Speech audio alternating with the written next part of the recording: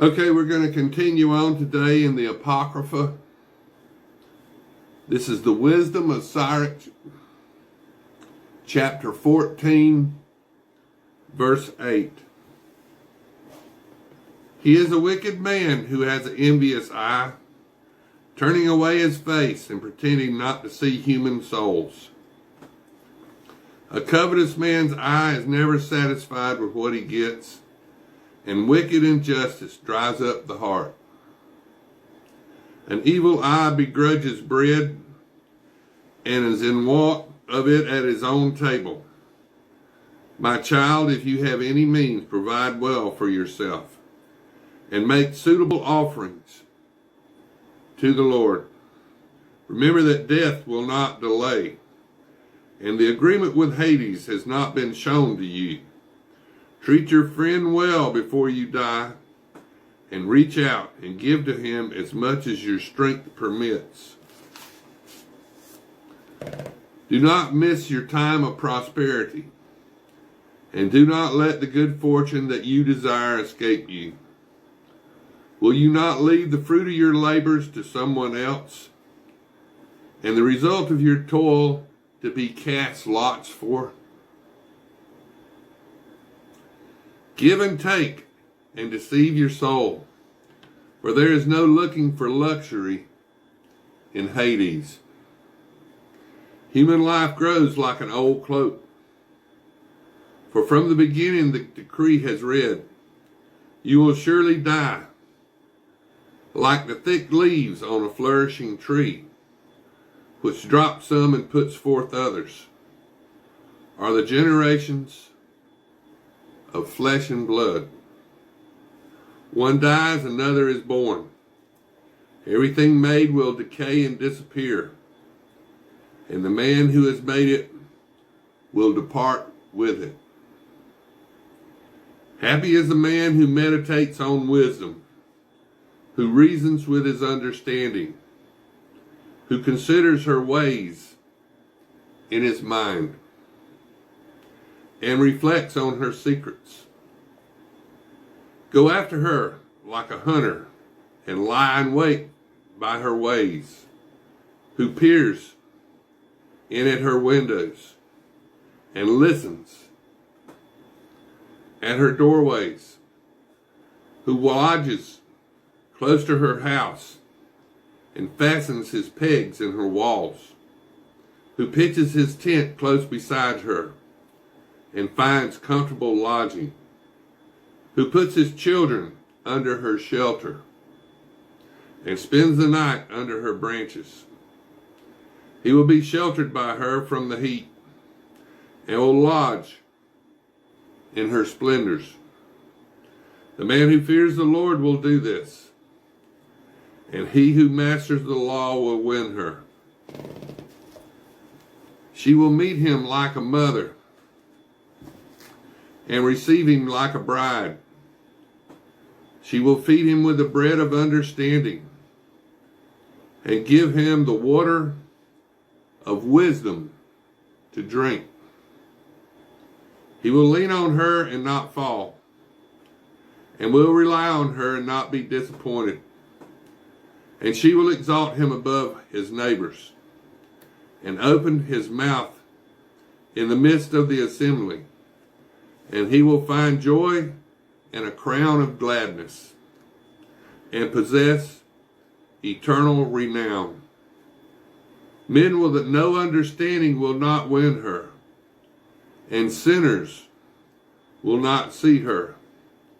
She is far from pride, and liars give her no heed to her. Praise is not becoming on the lips of a sinner, for it was not sent him from the Lord. And praise must be uttered in wisdom, and the Lord will make it prosper.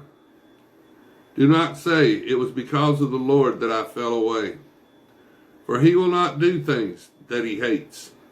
And do not say, it was he that led me astray, for he has no need of a sinner, and the Lord hates everything abominable. and it is not loved by those who fear him. It was he who made man in the beginning and left him in the hands of his own decision. If you will, you can keep the commandments, and acting faithfully, rest on your own good pleasure. He has set fire and water before you. Stretch out your hand for whichever you wish. Life and death are before a man, and whichever he chooses will be given him. For the wisdom of the Lord is great. He is mighty in strength and beholds all things. His eyes rest on those who fear him, and he knows everything man does. He has not commanded anyone to be ungodly, and he has given no one permission to sin.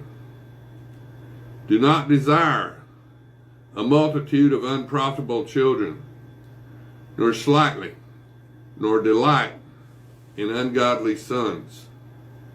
If they multiply, do not rejoice in them, unless the fear of the Lord is with them. Do not put your trust in their lives, and do not rely on their number. For one is better than 1,000, and to die childless than to have children that are ungodly. For from one man of understanding a city will be peopled, but a tribe of lawless men will be destroyed. Many such things my eyes have seen, and mightier things than these my ears have heard. In a gathering of sinners a fire is kindled, and in a disobedient nation wrath burns. He did not forgive the giants of old, who rebelled in their strength.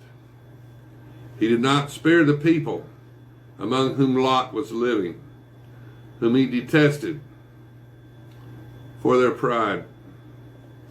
He did not have mercy on the doomed nation, who were dispossessed for their sins, or on the 600,000 men on foot who gathered against him in their abysmity.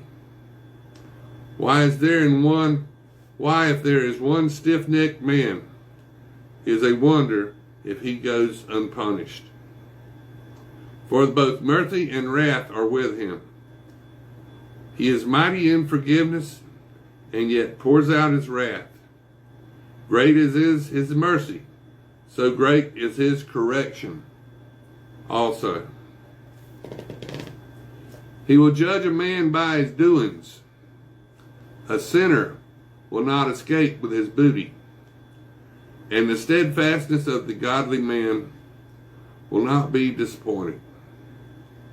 He will make room for all mercy, yet what every man receives will be governed by what he has done.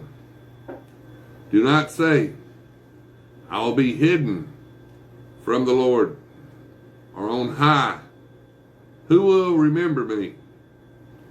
Among so many people, I will not be noticed. And what is my soul in a boundless creation? Behold the heaven and the heaven of heavens, the abyss and the earth shaken when he inspects them. Yes, the mountains and the foundations of the earth shake and tremble when he looks at them. No mind can think about them, and who can grasp his ways? There are hurricanes which no man sees, and the most of his doings are done in secret. Who can declare his upright deeds, or who can endure them? For his agreement is far from me. A man who is wanting